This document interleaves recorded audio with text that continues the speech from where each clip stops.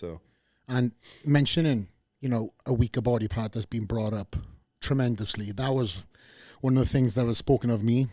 I remember doing my first, my rookie show, and people were like, "Oh my God, this guy can't limb flex, has no back, has no arms." So I was like, "Okay, motherfuckers," and you have done that. I mean, in fact, probably one of the most impressive 1 year transformations, I would say, out of a collection of 5 people I have in my head. You are one of them.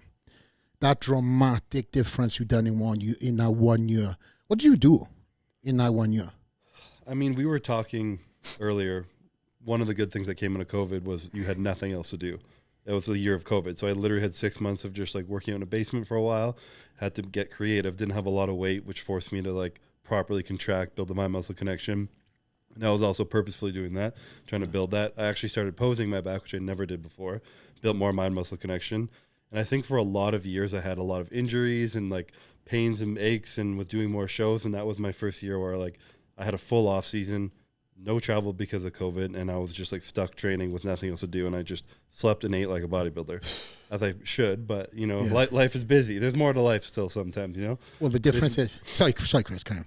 Yeah, no, as you know, there's more to it than just sleeping and doing that. You could, but you're going to miss a lot of life at that point, a lot of opportunity that I'm not willing to give up on right now. And so balancing it is hard, but that year really pushed me into like one of my best looks I ever had. And then that was like the look, and I was like, okay, this is it. Now it's fine tuning where I'm at right now. Yeah. So it was just a good year, a good off season, and it all paid off. So you went back to basics? Is that what you're saying? Barbells, dumbbells, stuff like that? Yeah. Well, so I was also like, probably the year before that, I would bend over a row like 4 plates, 405. I just like nothing. I would just rip it. But I didn't realize I had so much like athletic like hip movement that were so subtle, but it was pulling all from my hips and lower back, and I barely even felt it in my back. So even now, if I bent over a row, I'll do like 2 plates on a 25 max. So I'm gone over years. I've been getting lighter and lighter, but it's harder and harder, and I'm actually contracting my back now instead of just yanking shit up like the old ego shit. It felt good to put 4 plates on and row it. Don't get me wrong. But I love those. My favorite comment was like, I thought he was going to deadlift it, and he started rowing, and I'm like, yeah.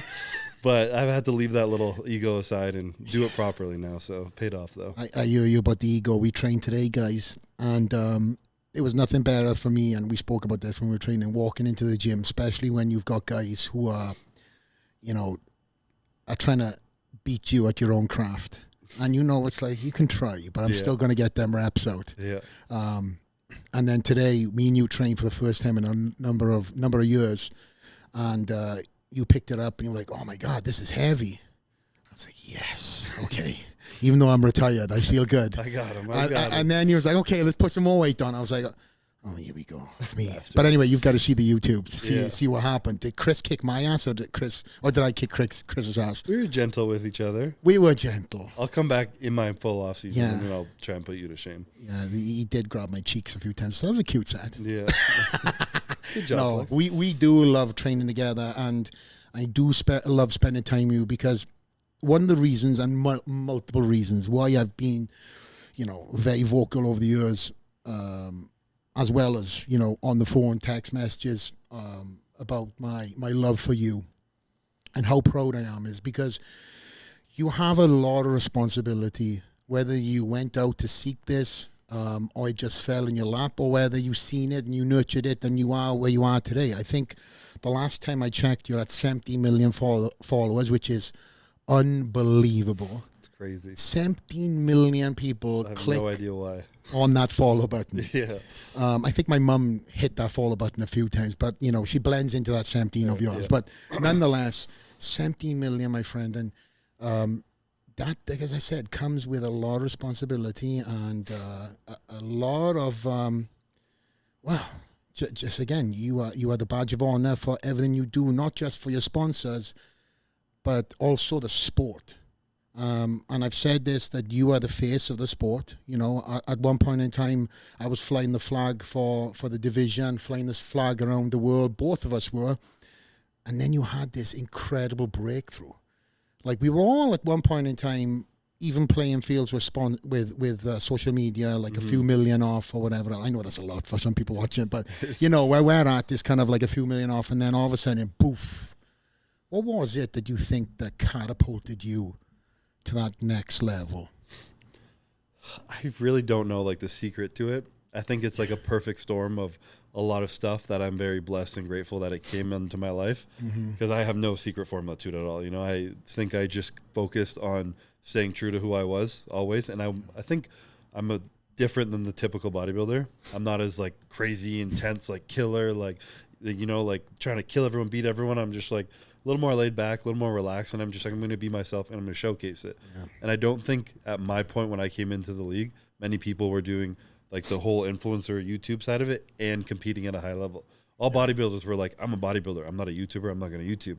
And like, I don't have time for that. I'm going to ruin my workout if I'm filming. I'm going to whatever. And then they just focused on bodybuilding. And I came in and I was like, well, why can't you do both? And I was younger, of course. Yeah. So coming in with a generation where social media is a lot more popular, I was still a little bit later than like the really popular side of it. But I decided like I wanted to document as much as I could. And as I slowly did, people kind of took stuff from what they did from it, the feedback I got from like being myself and not being like a crazy, like unrelatable, like mindset that no one can touch. I'm like, I have fears and anxieties, insecurities, like stuff that like I worry about. I shared it. I talked about it, the ups and the downs, and people were like, damn, he's real. I'm like, yeah, we're all real, believe it or not. I just tried to show it. And I think people really connected with that. And I'm super grateful for it. And it's also allowed me to continue doing so without burning out because I'm being myself. A lot of people who are putting on an act or a show, eventually they're like, that catches up to you and you feels like this like fake like aura around you and this like pressure of like having to perform. I don't have to perform. The camera goes on me, and if I don't want to be on camera, I'm not on camera. If I do, I'm just doing whatever I would be doing not on camera. Yeah. So it's really not that difficult for me to do. Yeah, and again, you've done a great job of staying true to that. You know, a lot of people, no names mentioned, we know a few. I've come up through the ranks. They've had a little notoriety, and all of a sudden they start changing their ways. Yeah, they start changing how they are to their fans. Start changing how they are to their social media persona. They kind of start putting on this "I'm too cool for school" kind of thing. And you've doubled down. You've doubled down on a lot of your on your attributes that got you to where you are. To your point and everything that you just said. You have such a great way of connecting with the fans because you are real. You know, you are the same, and I say this to so many people, this is not me blowing smoke. I've said it on the podcast too. I'm not Tyus about Chris. I've talked many times about Chris. The one you've seen these ones, right? Of course. I thought so, yeah. My biggest hype man. I've said many times that, you know, you are the true poster boy. If anybody is coming through the sport right now, bodybuilder, female, male, in between, look at Chris, because there's a way of doing this right and there's a way of doing it wrong. I can show you an example of 15, 20 people who are doing it wrong. Yeah, there's not many people are doing it right. But the thing is also not to do it like me. Don't do what Chris did. Do what you do. You know, like that's the moral of the story there. It's not to copy what Chris is doing because that's just Chris. Yeah. If you're different than me, be different. Do your thing, but stick to that. Thank you for watching this segment. Check out the full interview on iTunes, Spotify, or YouTube. Help us by subscribing, leave a like, comment, or a positive review. Click this to see what YouTube recommends, and this to see the full interview. See you on the next one. Out.